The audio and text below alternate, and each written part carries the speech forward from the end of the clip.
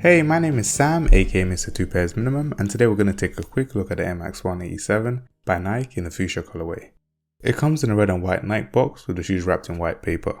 No extra accessories are included. An extra set of Fuchsia laces would have been nice, but we're not here for the box, so let's get right into the shoes. These released in late July 2023, right in line with the Barbie movie release, showing its pinkish purple, neutral grey and white OG colour blocking on the classic Air Max 1. I love the OG material touches like the layered mesh toe box and glossy mesh collar. It features the iconic Nike Air branding on its tongue tab, insole and embroidered heel tab. This is a women's release, and sizing wise I stay true to my US 10 men's, which is a women's US 11.5, and it fits perfectly. It's a fun colorway, and as usual purchase links will be in my YouTube description. While you're there, hit the like and subscribe button and comment Ken to show me you enjoyed this video. Now let's discuss, did you pick these up, did you miss out, or did you pass? Let me know your thoughts in the comments below. Apart from that, have a good day.